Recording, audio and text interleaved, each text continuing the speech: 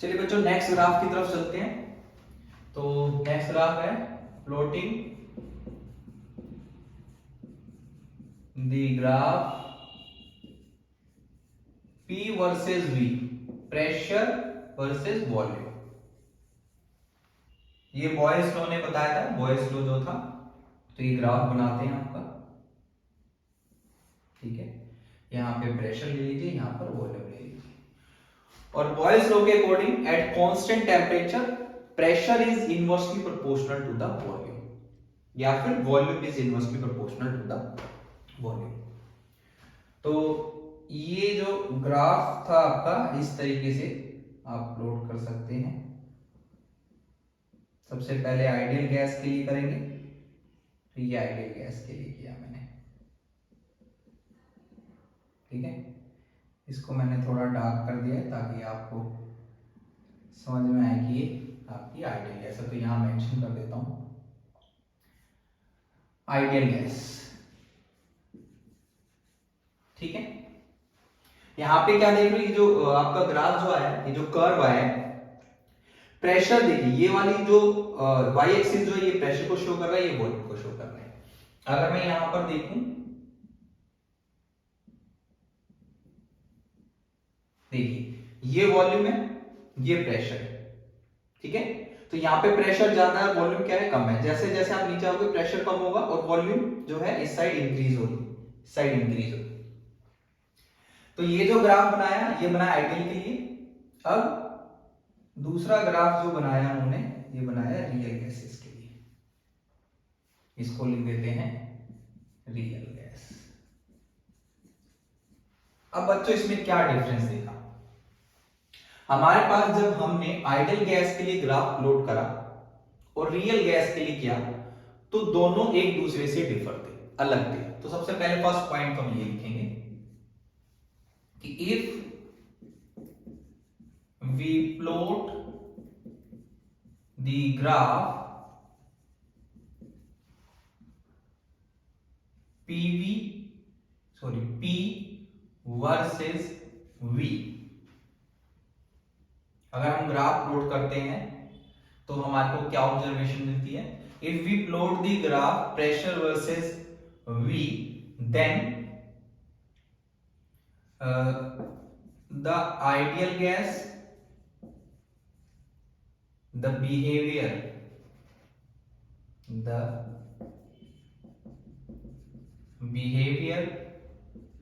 of the ideal gas and real gas is differ from each other, एक दूसरे से अलग अलग आ रहा है, डिफर कर लेते, ठीक है। बट ये एक किसी पॉइंट पे यहां पर आकर के कोइंसाइड कर लेते हैं। तो यहां पर दोनों के दोनों जो है वो क्या है, कोइंसाइड कर रहे हैं, तो रियल गैस की आइडियल गैस की तरह बिहेव कर रही है, ठीक है। लेकिन अब एक और चीज देखते हैं इसमें कि जब ये ग्राफ प्लॉट किया गया तो आइडियल गैस की जो वॉल्यूम है आपकी यहां पे, ठीक है, यहां पे मान लीजिए ये आइडियल गैस के लिए मैंने ये वॉल्यूम ले ली है, ये वाली, इसको यहां पे लिख देते हैं V आइडियल। अब इसी पॉइंट पर आप रियल गैस की देखो, इसको आगे लेके जाओ और इसको नीचे ले आओ, तो किसकी वॉल्यूम ज्यादा आ रही है। देखिए प्रेशर तो यहां दोनों का सेम है, लेकिन अगर वॉल्यूम की बात की जाए तो जो आइडियल गैस की वॉल्यूम है ये वाली है, ये छोटी, और रियल गैस की जो वॉल्यूम है वो बढ़ गई है, ज्यादा हो गई है। तो यहां पर ये वाला जो पॉइंट है वो है वी रियल। तो एट हाई प्रेशर, यहां पे प्रेशर क्या है, हाई है, ऊपर की तरफ जाओगे तो हाई है, तो at high pressure V ideal, यानी कि volume of ideal gas is less as compare to V real. फिर से देखिए, ये जो मैंने पहले वाला ग्राफ बनाया है ये आइडियल गैस के लिए, इसकी वॉल्यूम है इतनी, बट रियल गैस की वॉल्यूम क्या हो गई, ज्यादा, ये रियल गैस के लिए, ठीक है। तो जैसे आपके पास हाई प्रेशर होगा उस पे जो आइडियल गैस की वॉल्यूम है वो लेस होगी एज कंपेयर टू रियल। मतलब हमने जब रियल गैस के लिए ग्राफ प्लॉट करा तो आइडियल गैस से ज्यादा वॉल्यूम हमारे पास आई। तो यहाँ पे एक पोस्टुलेट याद कीजिए आप काइनेटिक मॉलिक्यूलर थ्योरी के अकॉर्डिंग, जो रियल गैसेस हैं उन्होंने वॉल्यूम को नेग्लेक्ट किया था। तो रियल गैसेस की वॉल्यूम को हम नेग्लेक्ट नहीं करते हैं। तो ये जो ज्यादा वॉल्यूम आई है वो इसीलिए आई है कि रियल गैसेस की कुछ ना कुछ वॉल्यूम होती है, वो एग्जिस्ट करती है। हम उसके छोटे छोटे जो मॉलिक्यूल होते हैं उसको कंप्रेस कर दे, कंप्रेस करने के बाद उसकी वॉल्यूम को नेग्लेक्ट नहीं कर सकते कंप्लीटली, कुछ ना कुछ उसकी वॉल्यूम होगी। तो यहां पर आकर के हमारे को ये चीजें पता चली कि रियल गैसेस की कुछ ना कुछ वॉल्यूम होती है, हम उसे नेग्लेक्ट नहीं कर सकते। तो यहां पे आप सेकंड पॉइंट लिख सकते हैं, eight high pressure, eight high pressure volume of ideal gas, volume of ideal gas is less than volume of real gas. ठीक है, ये हो गया। अच्छा, अब आप थोड़ा सा यहां पे आइए नीचे, यहां पर आएंगे तो प्रेशर क्या हो जाएगा, यहां पे लो हो जाएगा, यहां हाई था, इधर लो, इधर हाई। तो लो प्रेशर यहां पे लिख दीजिए, low at low pressure volume of ideal gas equals to volume of real gas, दोनों इक्वल हो जाएंगे आपकी। तो यहां पे लिख दीजिए at low pressure volume of ideal gas equals to volume of real gas. और थोड़ा लो करेंगे, नीचे की तरफ जाएंगे, यहां पर एक्सट्रीमली लो, एक्सट्रीमली लो। तो यहां पे आपको इसका उल्टा जो है वो देखने को मिलेगा। थोड़ा सा यहां ऊपर ले लेते हैं कुछ समझाने के लिए। मान लीजिए इस पॉइंट को मैंने आगे लिया यहां पे, ये ऐसे करके, ठीक है। अब यहां पे आप ये जो फर्स्ट पॉइंट है ये वाला, ये तो रियल गैस के लिए, यहां मैं डिनोट कर देता हूं वॉल्यूम ऑफ रियल गैस। और ये जो नेक्स्ट वाला पॉइंट है यहां पे, ये है वॉल्यूम ऑफ आइडियल गैस।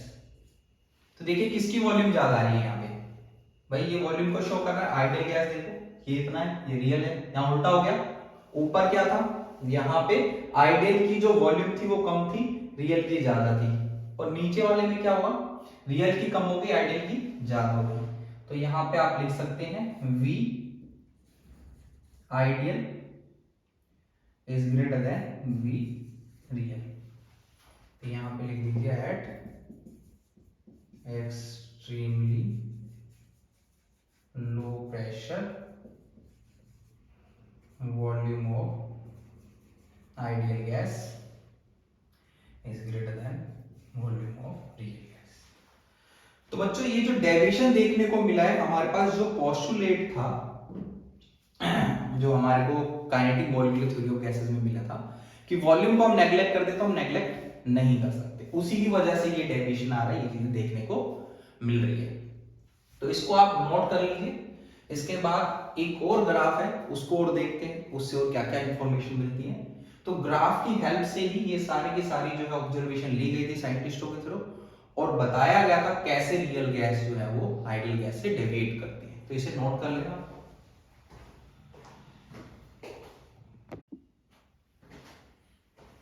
आइए बच्चों अपने नेक्स्ट ग्राफ पे चलते हैं, आगे देखते हैं।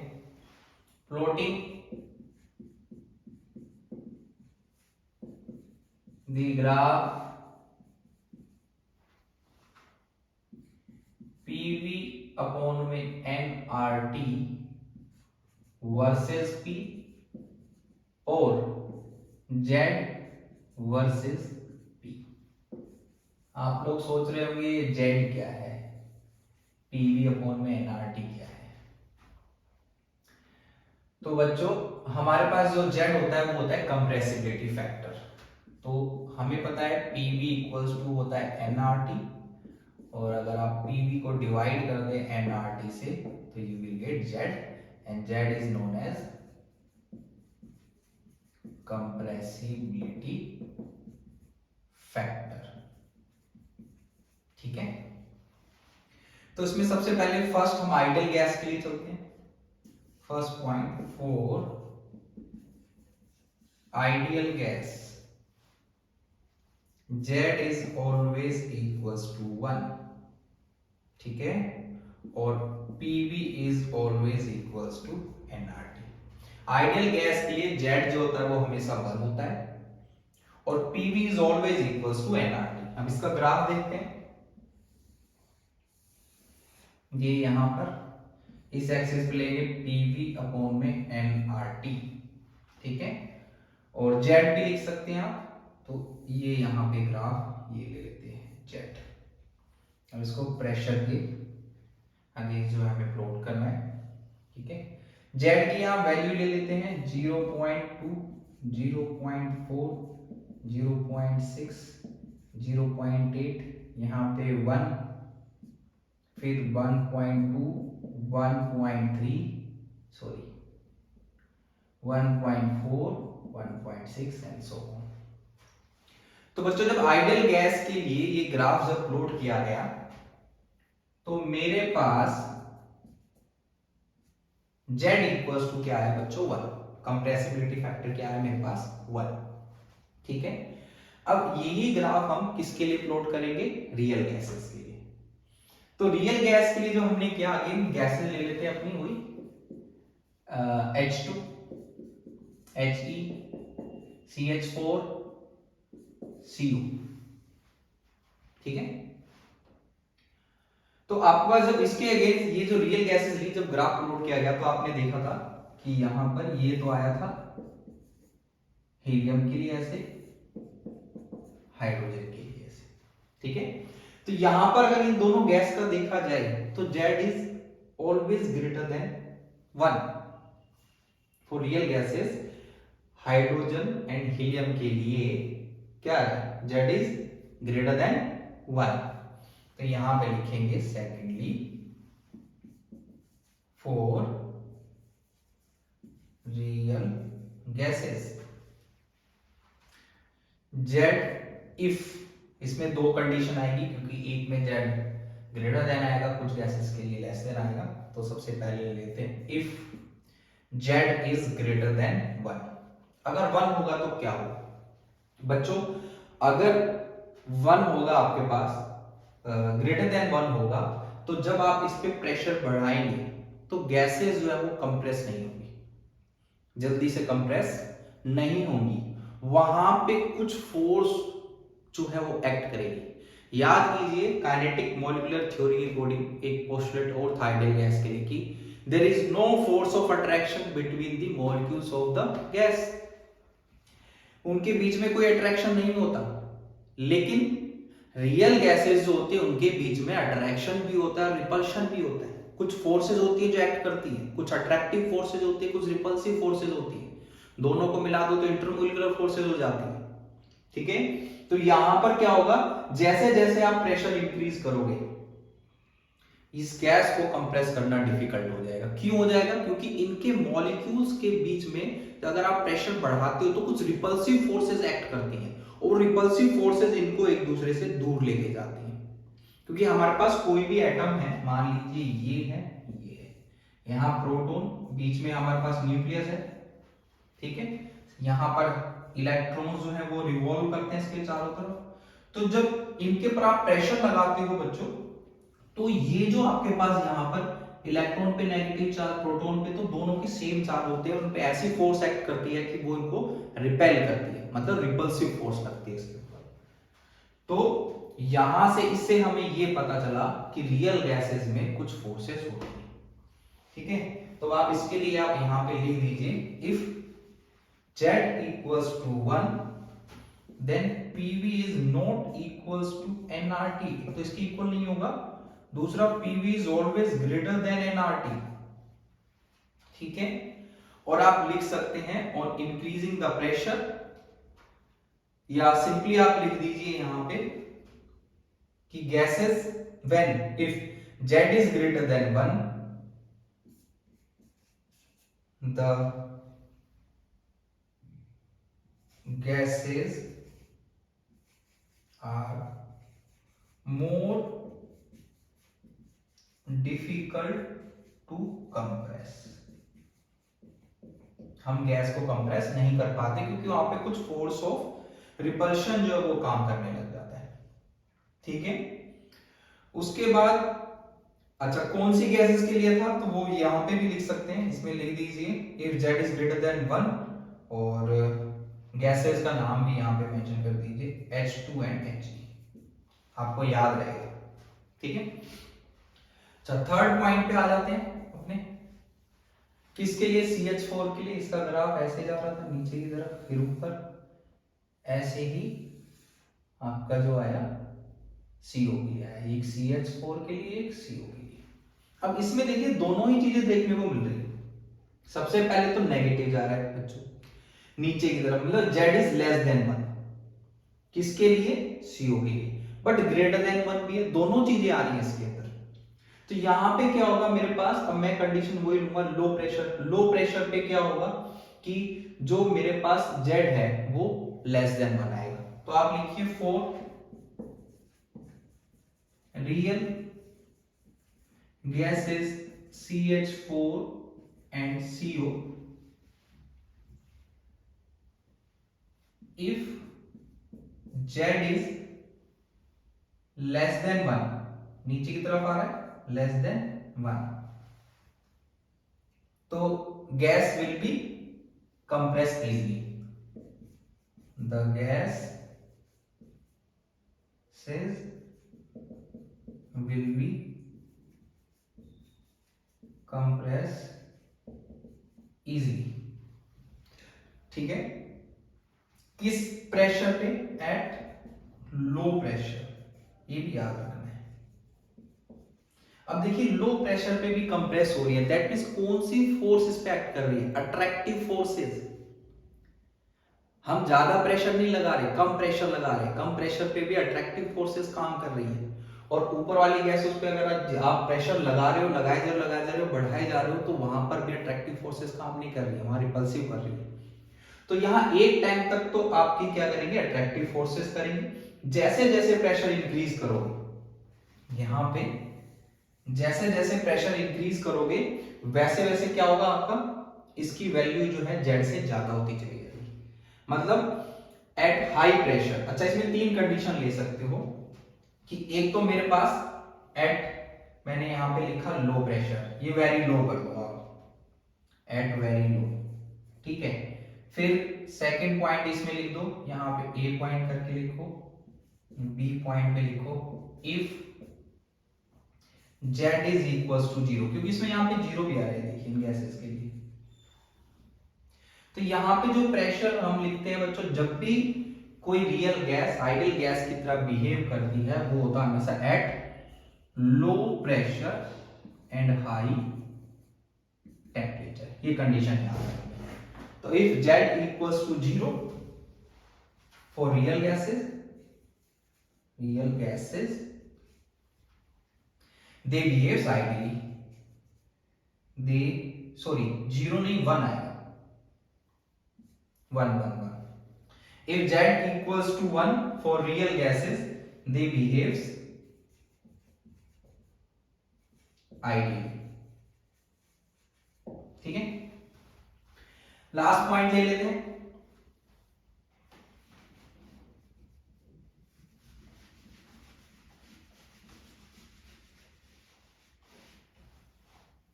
C point, if z is ऊपर जाएगा तो फिर से ग्रेटर देन हो जाएगा 1, तो गैसेस क्या करेगा, गैसेस कंप्रेस कर सकते हो, नहीं कर सकते, तो gases will be not compress easily.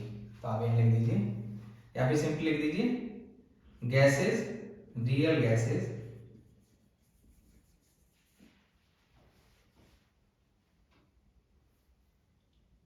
Difficult to compress. ठीक है, तो यहां पर CO और CH4 है, दोनों टाइप के ही डेरिवेशन दिखा रही है।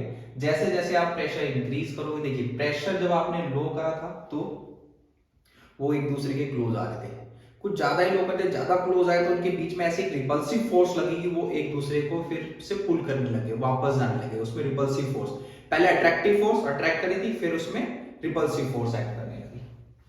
तो यहाँ पे जैसे मैंने लिखा है फॉर रियल गैसेस CH4 और CO, if Z is less than 1 the gases will be compressed easily at very low pressure। यहाँ पे लो प्रेशर है, if Z very low, if Z equals to 1 for real gases they behave ideally, if Z is greater than 1 real gases difficult to compress at high pressure। फिर वो helium और hydrogen gas की तरह behave करने लग जाएंगे। तो इस तरीके से बच्चों जेड की हेल्प से हम बता पाए कि गैसेस जो होती हैं वो कंप्रेस हो पाएंगी या नहीं हो पाएंगी, किस किस प्रेशर पे होंगी और कैसे कैसे होंगी। तो यहां पर फिर से अगेन इफ एक और चीज आप लिख सकते हो, if Z is greater than 1 then positive deviation, ठीक है, और less than 1 then negative deviation. तो इस तरीके से रियल गैसेस जो है वो डेविएट करती हैं आइडियल बिहेवियर से। और ये कंडीशन हमेशा याद रखनी है कि रियल गैसेस कब आइडियल गैस की तरह बिहेव करती हैं, eight low pressure and high temperature. तो बच्चों ये जो डेविएशन था इसमें दो चीजें जो हमारे पास निकल के आई, एक तो वॉल्यूम की और एक फोर्स ऑफ अट्रैक्शन की। इसको करेक्ट किया किसने, वेन डर वाल ने।